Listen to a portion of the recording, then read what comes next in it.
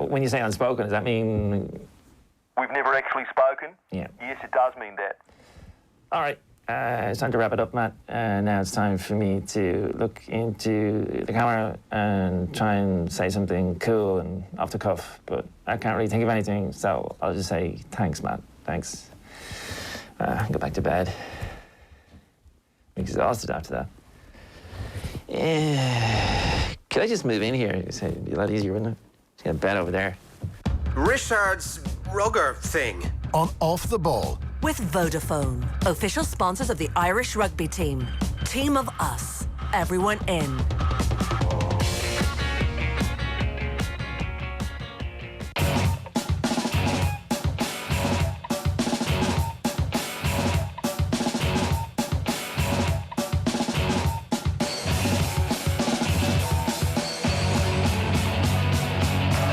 And Ireland's Thursday champion. Well done, Shane Lowry. You've made us all so proud.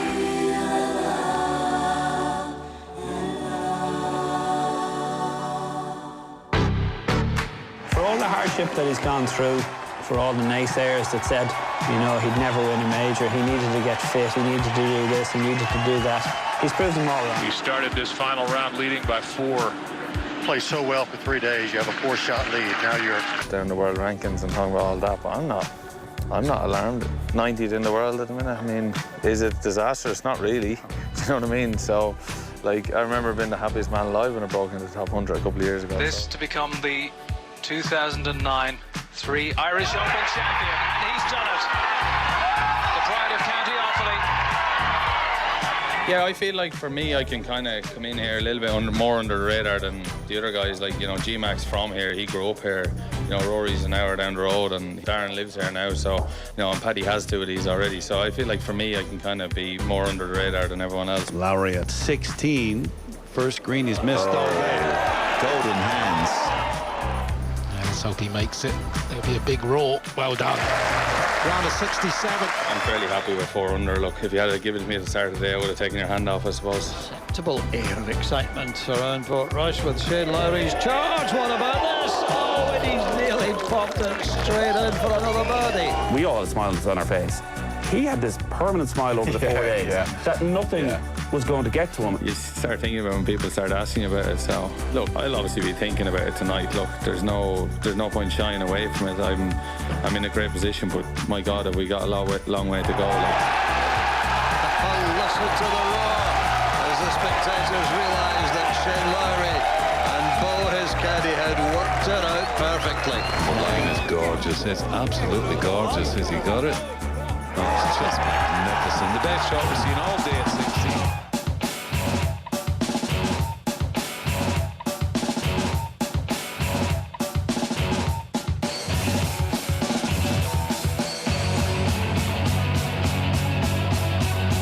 OTB AM.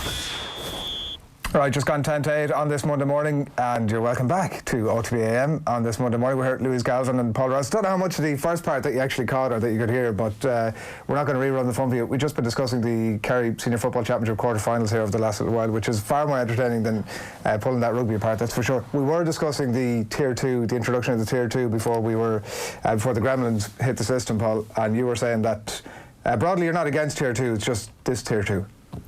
I'm against an organisation making decisions on the run, not as part of a coherent plan to improve the games. And if we look at it just in the context of inter-county football and we leave the clubs out of it altogether for a second, I don't see how introducing a Tier 2 championship, I don't understand what it's intended to do. Is it intended to boost the game in the weaker counties? In and of itself, it cannot do that. So this is... You're saying any Tier 2 system can't do that? In and of itself, it can't. It doesn't matter what you introduce. In and of itself, it will not do that. You have to have a coherent plan. The teams who are currently at the bottom of Division 4 and have been there for a long time will not be able to defeat the teams who are coming down from the bottom of Division 2 to play in this current championship. We just leave it like that. But even if you had the fairest system there, unless you have a proper investment in the club game, in school structures, in coaching structures, and unless you fit everything into a coherent calendar of games, this is pointless. And to imagine that there will be a long-term fix in this I think it misses the point, and there is not a plan. This is not a plan. Okay. This is an answer, and an answer is not a plan. Yeah. There's lots in it. We're going to come back to it a bit later on and go a bit deeper on that topic. We'll get into the rugby in a little bit as well. We're going to be crossing to Alan Quinlan in Tokyo as well in just a little while. But here's a flavour of what's coming up on the show for you this morning. It's just about 7 minutes to 8 on this Monday morning. Very good morning to you, wherever it is you're at. We're going live to Tokyo in just a few minutes to catch up with Ger and Eoin, the final dispatch from Tokyo as Ireland's World Cup draws to a close. We're going to get more thoughts from Louise and Alan Quinlan on that game and indeed the future for the Irish rugby team just after 8 o'clock for you. And then after that, it's the sports pages a little bit later than normal. We'll tell you what's happening in the back pages around about 8:30. Paul is going to talk us through the special Congress at Páirc Uí Chaoimh at the weekend, that Tier 2 introduction, as well as a few other bits and bobs that we'll bring you away. If you have any thoughts on that, questions or comments for the guys, do get them into us on the hashtag #OTBAM or leave a comment on whatever platform it is that you happen to be watching us this morning. We're going to discuss the weekend of Premier League as well. It was, I think, a pretty good weekend if you're a Manchester United supporter, as they held on for that 1-1 draw with Liverpool yesterday. Gary Breen is going to join us to discuss all of that at around 9 o'clock, and we're going to have Phil Egan in studio with the sports news as well. A closet Liverpool fan, as we all know, so we'll get Phil's thoughts, his reaction as well. I think most were predicting a Liverpool win at the weekend, but it wasn't to be. So all that's coming your way. Do keep your comments coming into us. We're going to be back live in studio with Paul and Louise very shortly, but before all of that, with that sports pages, of course, we're going to be with Alan Quinlan as well at 8 a.m. Right now we're going to cross back to Japan. Eoin and Ger put this little package together from the streets of Tokyo in the early hours of this morning. Okay, we are here in Shinjuku. It is OTBAM coming to you live this Monday morning. It is unfortunately the very end of the road here in Japan, the end of the road here in Tokyo. Disappointed. It's a good city. Did you think you were going to get another couple of weeks here? Like, was there a point during the week where you were planning what you were going to do, the onsens, and maybe finally you get to an onsen, you might take your cax off, fully experience life here? Perhaps, yeah. I definitely started to believe a little bit. I think it kind of happens in every big sporting event if it's before an All-Ireland final, when you happen to be massive underdogs, not speaking about any year in particular. If it happens to be a big World Cup quarter-final where you're underdogs, you just tend to get that bit of belief. Friday afternoon, Saturday morning sort of thing. Kerry in the draw gave you a belief that Ireland could do something Kerry-esque against the All Blacks. Completely it did. It turned out that we were deluded. Yeah, and when, you hear the fields of Athenry kind of as the backing noise for the haka. Look, I said this after the 5-1 Denmark game, but the 2.5 minutes before the anthem and the Ole Ole the night of the 5-1 Denmark game was absolutely amazing. It was one of the best environments that we've ever had in the Aviva. And I'm looking around at the... I was filming it just in case we ever needed it, and it was like... People were a little bit, are we supposed to do this? Yeah. There was a tension, and then it rose and rose and rose and rose. And the South Africans are happy. The Welsh are happy. All our favourite teams are happy. It's great. It's great to be part of the World Cup where you're going home, and all the people that you love so much, the Welsh, the English.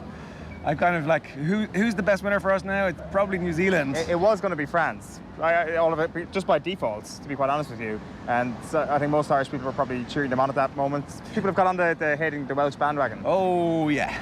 Well, I picked them to win this back in January as part of my prediction, so I'm kind of stuck with that now. And I think they're going to beat South Africa, so they'll be in the final. But look, it's not a tournament that we're going to look back on with anything other than fairly horrific levels of self-reflection, examination, bloodletting, and there's going to be a bunch of retirements from this group. That group will never exist again. Yeah. In any way, it's like that Jim Gavin thing when they win in All Ireland, when he closes the door and says this group's never all going to be in the same room ever again. Joe Schmidt, I'm sure did something similar, because that group is never all going to be in the same room again for any reason. Yeah. There won't be like a 20-year reunion of the World Cup in 2019. Remember that great trip we went on? Will there be a Grand Slam reunion? I don't think there will. I'm not like... Has this tainted it to that level? Well, if there's a Grand Slam reunion, it won't be the same group, because some players have come and gone. Sure, yeah. I don't know how much this taints the Joe Schmidt era. I think we have to sit with that for a little while. I think that it's definitely a massive cloud over his career in Ireland, because he had 2 World Cups and didn't get past the quarter-final both times. And for the last 4 years, we've been obsessed with getting past the quarter-finals, and we failed at that, and that was the one thing that we had to do. So you look back at the famous example in rugby where the All Blacks had their massive investigation into what happened when they failed to beat France that time. Does that have to happen now for Ireland? Yes, and there can be no mucking about. There has to be like a proper.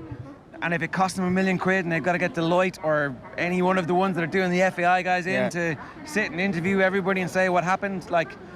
But would that not be the exact thing that would actually make the Joe Schmidt era something that has a legacy of positivity? So he got us to this point. No, but that's what I'm trying to say. He got us to this point where an investigation is required. If we allow things to just simmer on through now, perhaps the level will drop back down again, where reaching a World Cup quarter-final and getting hammered by New Zealand is actually something that we expect, because we did not expect this at the weekend. Because of what Joe Schmidt had achieved previously. I think we did expect this at the weekend. I think a lot of people did expect that there was a chance that we would get hammered by New Zealand, because our form for the last year has been really bad and our game plan has not evolved. We have not changed in any way. True. We are exactly the same. Like if you know in the ground, it's great where you get to see how hard Ian Henderson gets smashed when he's standing there static. And I'm not sure that you can fully appreciate the TV pictures, and I haven't seen the TV pictures yet, so maybe you can. But smash, and then it's like a pass back from the gain line to somebody who gets smashed. And you're like, how did they know we were going to do that? Yeah, they knew we were going to do that because that's what we always do. And so the game plan didn't evolve, and ultimately that comes down to the coach. The players are really good.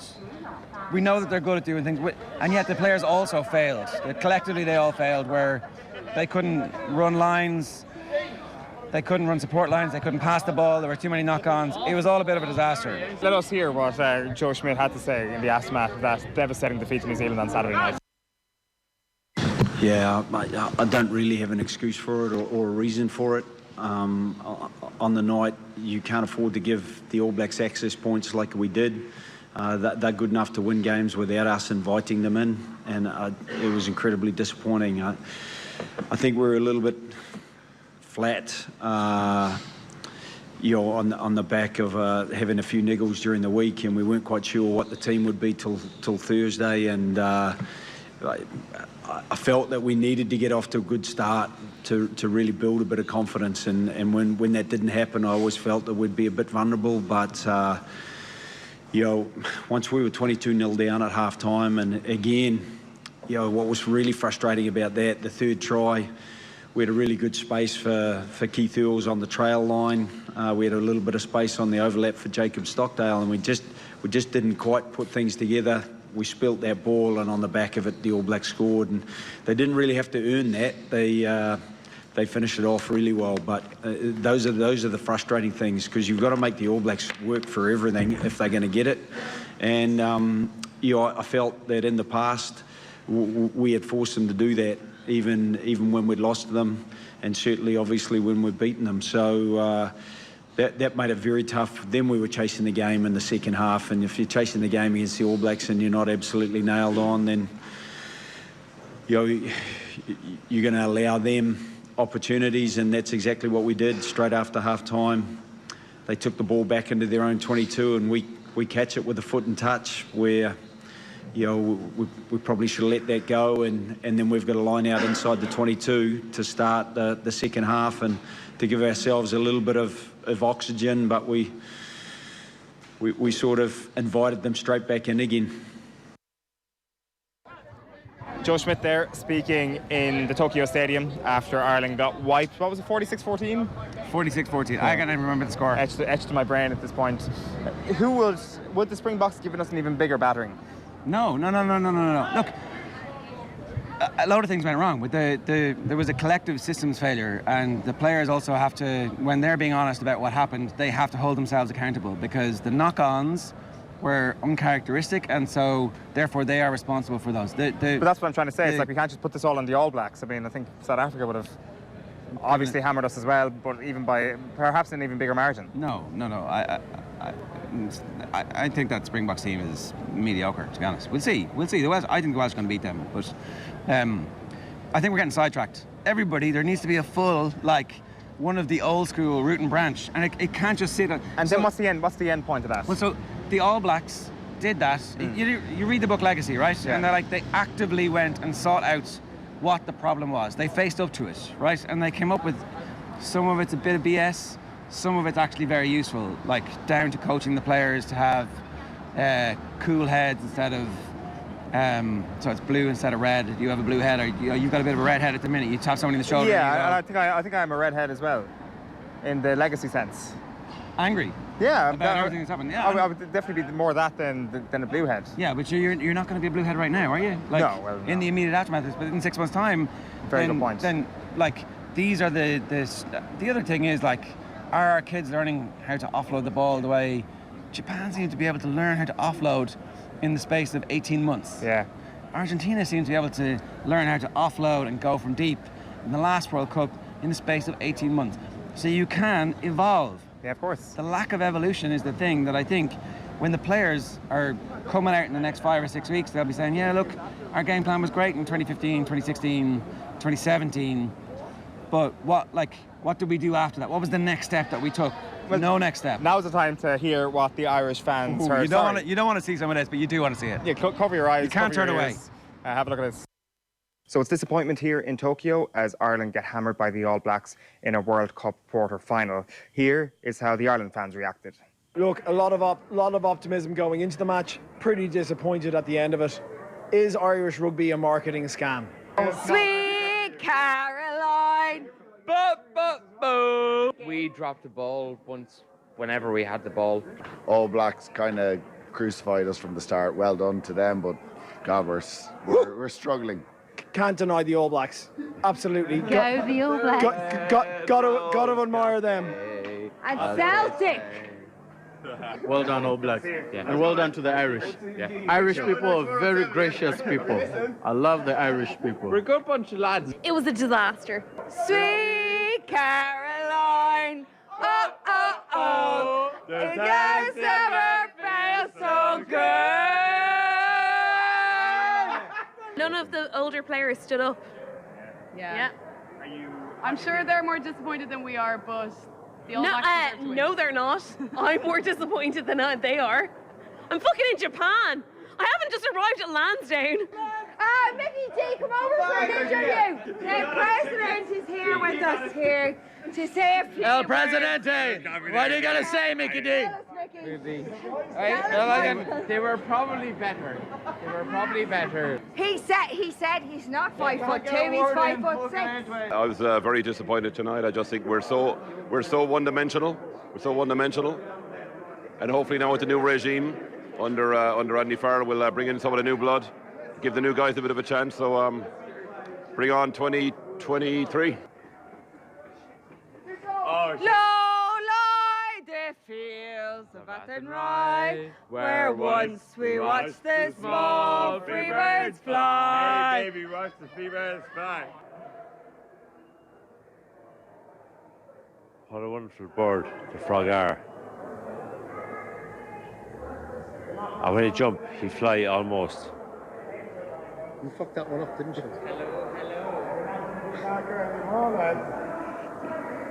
What a wonderful bird the frog are. And he has no tail, hardly neither. And when he jump, he fly almost. I fully believe that the Irish team lost because they want to go on the sesh in Japan. And they had enough of non-gargling while the rest of us have been having the crack. So, come on, Rory and the lads. Sesh, all the way. Nathan Murphy, PTA. Let's go, baby. Listen, we got a meeting next week. You need to fucking be there. Nathan, dude. They should be with Ireland. Hey, Owen. You're from Kerry. My boyfriend's family is from Castle Island.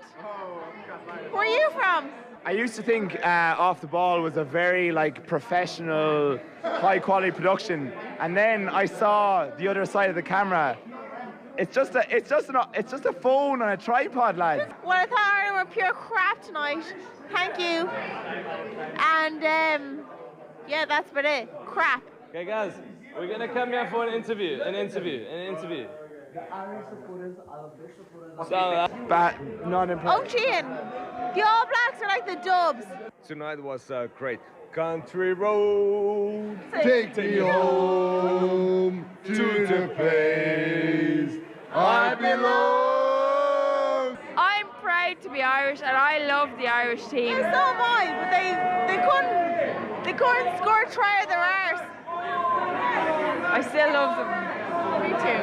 How did you get on tonight? Sorry? How was your game tonight? Oh my God, England! Where are you from?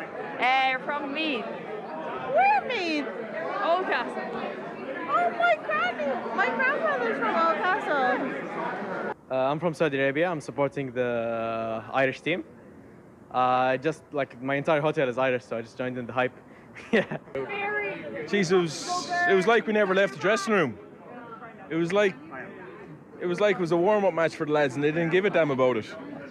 Watch the wire, kid. Peter O'Mahony should retire. Johnny Sexton should retire. It's time for Craig Casey to come through. Oh, great, a loser. It's a great suit. It is a great suit. Do you like it? Penny's finest, of course. Sure. Look, you'll find everything you want in Penny's. We've got very good news. Gav is back. How are you, Gav? I'm back. Do you know what? Look. Get it out. Look, we lost the game, but you know what? We can't sit on with the lads. They put everything into the game. They put everything into the tournament. They're an unbelievable bunch of lads. What they put in, like, you know, we don't even understand it. We went, and like I said, we went through Samoa, we went through Russia, and then we did not go through them. It's so lonely round the fields of Athenry. You're amazing. Thank you very much. You're Seriously, very welcome for that stuff. We've ruined that microphone. Adrian, it's back to you. Thanks from all of us here in Tokyo. It's been a pleasure. See you Wednesday, folks. OTB AM on OTB Sports Radio, Ireland's first and only sports radio station. Fancy scoring free tickets to an incredible UEFA Champions League experience with Pepsi Max? Then show us your skills. Pepsi Max has 20 pairs up for grabs, and to be in with a chance to win, just pick up a Pepsi Max UEFA Champions League promotional pack in store. To enter, just post a video or pic of your best football trick with your promotional pack and share it on Pepsi Max Facebook or Instagram with hashtag For the Love of It. See pepsimax.ie for details. Pepsi Max, maximum taste, no sugar. OTB AM. All right, 11 minutes past 8. We're back live in studio on this Monday morning. Do keep your comments coming into us, and we'll bring them to our panel. Louise Galvin and Paul Rouse alongside me here in studio this morning as we get stuck into what's happening on the back pages this morning. Going to kick things off with the Irish Examiner for you. An excellent photograph here. I saw Tony leaning on Twitter last night deciding which photograph he was going to go with, and this one's an absolute beauty that kind of sums things up. It's Rory Best with towel in face there, all black now.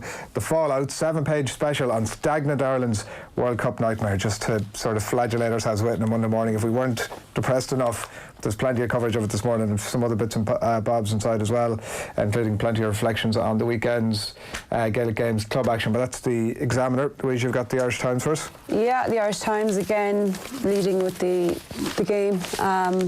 Good team signs off with another bad performance from Jerry Thornley is the main headline here. Again, probably a fair reflection that, you know, we obviously within this tenure, because we're going to look back within Joe Schmidt's tenure and Rory Best, who's on the front page. It is, you know, it was a good team, but I guess we ended poorly. So that's what they've gone with.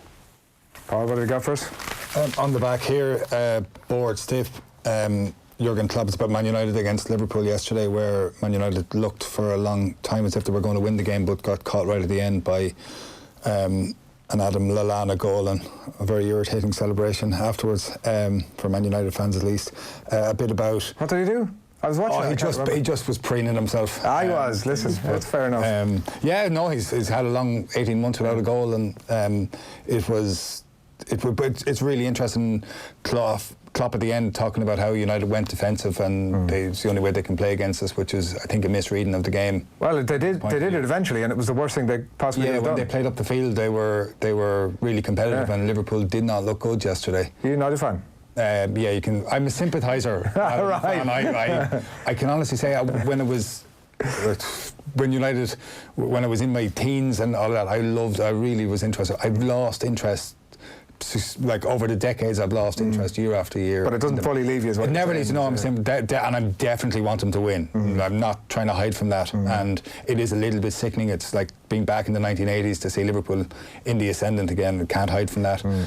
But I can't say it. I can't say I care. Yeah, fair enough.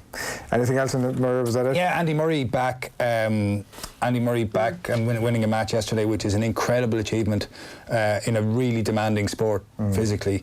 Conor Callaghan winning another final, this time hurling, and he is a superb hurler, as everyone knows. And a teaser about the GAA about the GAA Club Championship reports, which are inside, and the decisions in Congress about the two-tier championship. Yeah, Con got a lovely goal yesterday and then nearly had his leg taken out. I don't know if anybody saw that yesterday. Yeah, it was pretty wild. It was pretty wild. It was like an absolutely outrageous tackle that in any sport the aggressor gets 4 or 6 more weeks of a ban. It was an outrageous tackle, I have to say, but he's a superstar in all codes, it turns out. He is, and I would imagine, I think it's a mentality thing as well. I think he could play any sport and he would be outstanding at it. He just has that. He's that ruthless gene about him, doesn't he? He does, yeah. It's here's a target, I'm going for it. Yeah.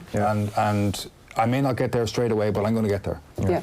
The Irish Independent, it's rugby really all the way here. This was as damaging to the next man as it was to the man that he's replacing, writes Rory O'Connor, and why the heat is immediately on Andy Farrell after Ireland's collective meltdown in Joe Schmidt's final act. And Rory is pretty ruthless with his Ireland player ratings inside as well. There's ones for Keith Earls, Johnny Sexton, Conor Murray, Ian Henderson and Joe Schmidt.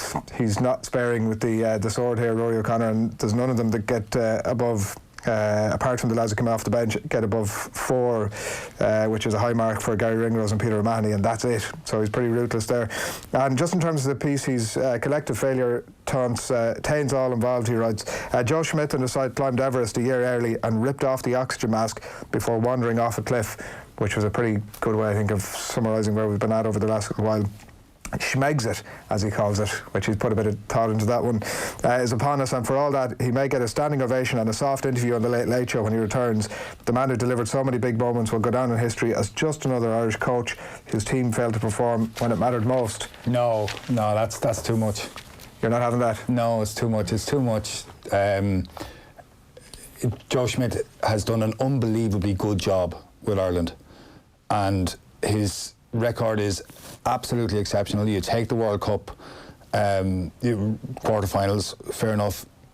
I think against Argentina they were missing a third of a team, and the third of the team you wouldn't want to have been missing. So this is not to excuse it, you're looking for an explanation, and that's what the explanation is for that one. And they came up, it's true that they didn't play well against the All Blacks, and it is true that they were demolished, but the All Blacks were unbelievable on Saturday. And when you have an unbelievably skillful team at the peak of their powers, then when things start going wrong, and there's nobody who's ever played sport at any level who hasn't seen when things start go wrong, how things go wrong. And to dismiss out of hand a record like that, I think is too much. I completely see where you're coming from. He has been the most successful Irish coach that we've had. He's brought us to new heights. We've obviously beaten the All Blacks twice, once at home. I mean, we all know we've been told to death what he's done. But I think the man himself has said he wants to be judged on this final tournament, and based on that, if he wants to judge himself on that, it's a failure. But overall, I do hope that when people look back and when the dust settles, when he looks back and when Rory Best look back, they will look back in their total career and the total contribution that they've made to Irish rugby, and then that won't be a failure. But in the co-lighted day today, he wants to be judged on a World Cup, and I know what you're saying about the All Blacks as well and how brilliant they were, but we handed them opportunities which you can't do. Agreed. So much of the game was a lack of our execution. Now, if we were coming up today and said we executed X, Y and Z, we executed the game plan and we still lost, or we lost well, then at least there's a bit more of a debate about it. All right, we need to change. What we learned from 2015 is we need squad depth, and he did to a point try and build that. He tried to have 3 options at each position, but the game plan didn't change at all, and we didn't ever seem to have a plan B, plan A. when it didn't work, when we lost that level of execution, which was a really high demand of how we played that possession game. Well, we really looked, you know, almost like a tier 1, you know, almost on a tier 2 level nation, and that's the really sad thing about it. So I agree that overall it's not a failure, but based on this World Cup, which is what he wants to be judged on. So I agree with that. So I agree with that. Well, the point I'm making though is perspective, that it's too much to dismiss it with those words, with those just like that. Mm-hmm. I think we also you Johnny Sexton coming out last week saying it was the most important game of his life. You had all of these guys really ramped it up, and Joe Schmidt. Obviously, you're saying that he wanted to be judged on that because he's trying to push people on. You're trying to push it on. You're trying to make it the big target and drive people to new heights. And the team obviously did plateau in 2018, but it's very difficult. You can pick around the margins here and you say, okay, maybe Larmour should have played instead of Rob Kearney or so on. Pick 3 or 4 different positions where he could have possibly played different players. But would it have made such a massive difference to the collective when a team plateaus? It plateaus. It was moving deck chairs on the Titanic. When there are much better when there are much better players, not obviously there to come in. See, it's all very well saying Rory Best is 37. He was over the hill. Well, who's going to play instead of him? And so on. Do you know, I think losing to the All Blacks is actually, history is going to be too kind to Ireland in that regard, because they will say, oh, well, we're beaten by the All Blacks, who every chance is going to go ahead and win the thing now. For me, the All Blacks were their usual excellent selves on Saturday. They were fine. I don't know, was it Billy Keane writing this morning said they were sensational? I mean, you know far more about this than I do. I didn't think they were sensational. I thought they were their usual excellent selves. They didn't need to be anything else. And there was no other team in that last 8 that we would have beaten. And like you said, there was probably more than a few teams outside it that probably would have beaten us on Saturday. On that day, yeah. They were very clinical. Anything we gave them, they absolutely, like 1 phase, 2 phases, they were under the post, and they did not let up. We know, because we saw it to the final whistle.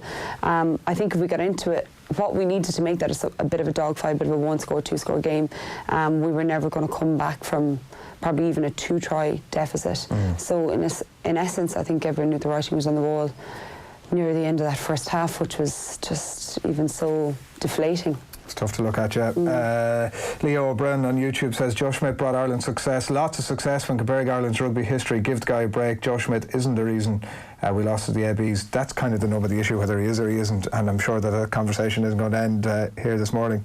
Right, was that? The next one is Guardian Sports, so another kind of big rugby reference, looking at Wales and France, and I don't have people watching that game, but you know, very often you can't really point to one instant in a game of 80 minutes that really dictates the result, but here you can.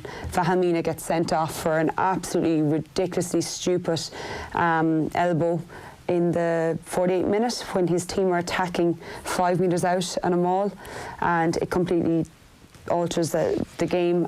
Wales were not good. They were very lucky. Gatland even said in his interview after the game that they were lucky to be into the semi-final. France actually played decently well. They actually showed a bit of consistency. They managed the game much better than Wales did. Even after the sending off, they were pretty impressive. Absolutely. You know, they tried to manage it, but essentially they had a try 5 minutes out after Wales butchered another opportunity, and you know, 8v7, bit of pressure, failed to exit correctly, and then a forward rip. I thought that Thomas Williams. Yeah, well, it was a brilliant rip. I thought it was a little bit forward as well, but look, you have to go with what the decision was, and Wales eventually break the deadlock in the 73rd minute. But even if all he did was sat in that scrum for 5 minutes out, it was so ridiculously stupid. And we're not looking for scapegoats here, you know, in terms of Irish rugby. But if you're in France, this man is a massive scapegoat, and he's a lot to answer for. Did you think, watching that match after that happened, and I know France played cleverly, kicked the ball long, did you get a sense the whole way through that second half that Wales were going to win after that happened? That it was that basically France just didn't now have enough. I felt like no one was going to win it, someone was going to lose it. You know, one of those games, because Wales were just butchering opportunities, and they obviously it was a game plan that they did not want to kick the ball into touch, but they were just kicking it back to Medar, who was playing quite well. Penno at times had great flashes. Huge was actually quite good defensively. And Vakatawa. So I think Wales at times their game plan was keeping France in the game, and then when they were getting opportunities, they weren't being clinical with them, and then just the one-man overlap 30 minutes, it just told. They do. France do the opposite to us. They disappear for 4 years and then turn up at a World Cup, and by rights should have been in the semi-finals. We literally beat the world beaters in that cycle, and then we're just not there at the end of it. What else have you got for us there, Pop? Just again, it's the back of the Daily Mail, and it's Philip Lanigan. They're teasing Philip Lanigan's piece inside where he assesses the big decisions that were made at Special Congress in the GAA at the weekend. Rory Keane writes about another abject World Cup exit under scrutiny, and then a picture from McKillie winning the Cork Hurling Championship on the back. Okay, the Irish Daily Star, Snorri, Man United. Jurgen Klopp is a bit of a dig, as Paul was mentioning earlier on, at Manchester United after that 1-1 draw yesterday. Josh, we need to push on. Not quite sure what that means. Well, it's Michael Scully there after the rugby. Mara fumes after Con KO. That was the pretty rough challenge we mentioned in the Dublin hurling yesterday. And I didn't realise that Leo was such a big Club GAA man. I presume it's his constituency, is it? It's Bridget's. St. Bridget's is in his constituency. John Costello, so he's a season ticket holder, I'd say, is he? Well, he wouldn't be the first politician, I suppose, to see votes in matches. No, the last. Fair fun, anyway. The Sun there again. Neil Curtis talking about Liverpool, Jurgen's drop. Klopp rages at yet another VAR storm, and then Paul Keane as well talking about that King Kong leg injury, which unfortunately in a day of it was the 15 county finals that were on, that has obviously dominated when it sounded like there was a lot of draws. Loads of draws. There was, Corofin nearly done by Guaidó as well, I think drew up in Donegal. That basically there's a lot of, was it Scottstown were beaten or didn't get... Clippers, trained by John McEntee, and with Conor McManus scoring 5 or 6 points, they were going for 5 in a row. Yeah. So that's a huge turnaround. So it'd be nicer maybe if one of those were on the back page. Yeah, I'm learning. What have you got? I haven't read this paper in a long time. The Racing Post, and it's Stars and Stripes. Arsenal could be frustrated by steely hosts. It's all about. It's a classic back page where they report nothing, and what they're doing is they're pitching forward to what's coming, and it's all about gambling. Right. So it's about how what are the chances of Liverpool winning the championship after drawing at Old Trafford, and Liverpool were 8-11 on before yesterday, and now they're 5-6 for the title. So they've slightly edged. They're still odds-on favourites, but they've slightly edged in the betting. But it's a reminder again of how much of a hold gambling has on sport. Yeah, all right. The last one for me is the London Times. We have planned to beat best team in sport. I mean, I'm shocked to hear Eddie Jones being so aggressive in his preview of this one. He hailed New Zealand as the greatest sports team of all time on the one hand, and then it says England will have a plan to beat them. So that's Alex Lowe, who's on duty there in Oita ahead of the World Cup semi-finals at the weekend, and also a good picture there of the Wales-France quarter-final. Wales scrape into the last 4 after French thriller. So I think that's pretty much it from us.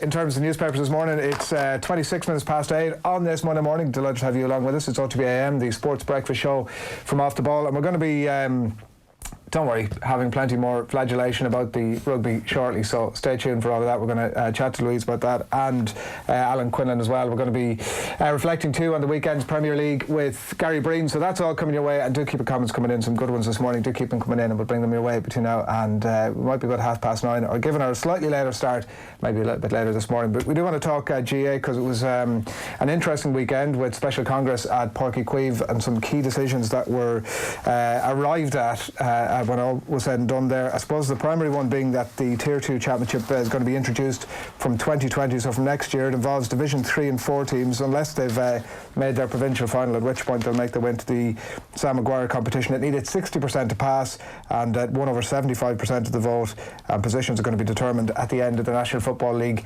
next year, so not the current standings. It'll be at the end of the 2020 league rather than the 2019 positions. The other things that arose: Sin bin is in place now in place of the black card. That'll be 10 minutes in the bin, and subs going back to 5 from 6, so the sin bin there.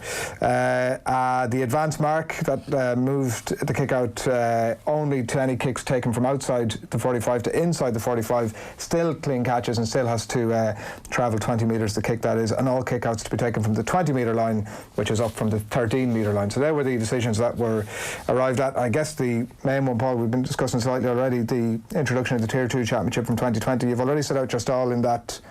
I think I'm right to summarise to say, and feel free to interject here at any point, that you're not necessarily wholly against a Tier 2 Championship. Your questioning is in relation to, I suppose, how rushed this is, because the Fixtures Review Committee are on the brink, it seems, of coming back with their recommendations, which it seems from the bits and pieces of accounts, I mean, I'm sure there's been a few kites flown out there to see what the reaction to it would be, but it seems what we're going to have is 4 different conferences broken up roughly by for geographical reasons that are going to have 8 teams each. So that seems like it's coming in the pipeline. It seems like it might be a half-decent idea. So I guess why the rush is probably one of the biggest questions out of this. Why the rush again?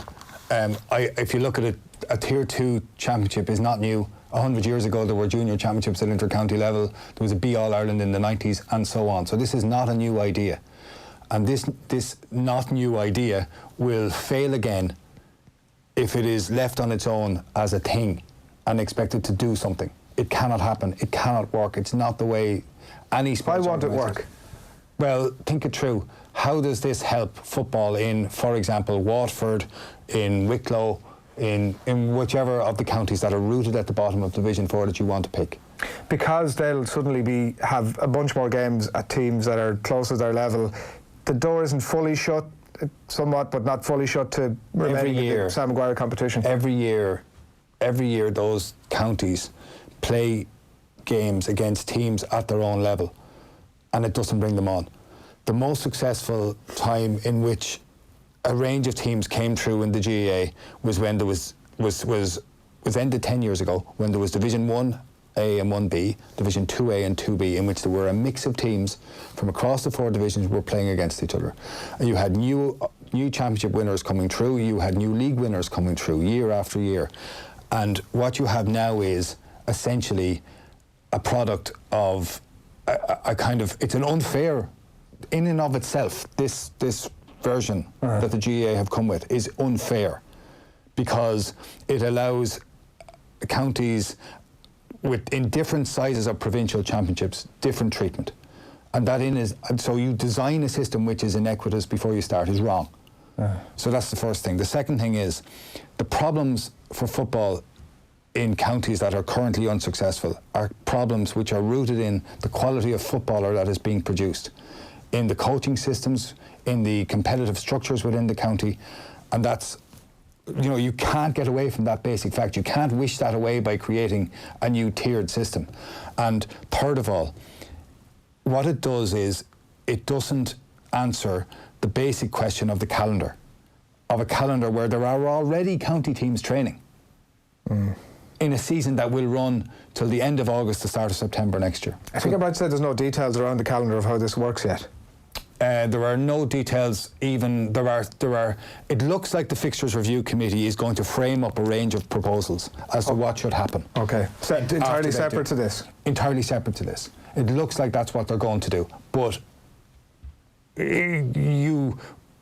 why would you fundamentally change the structure of your championship when you don't know what its calendar is going to be? I don't understand that.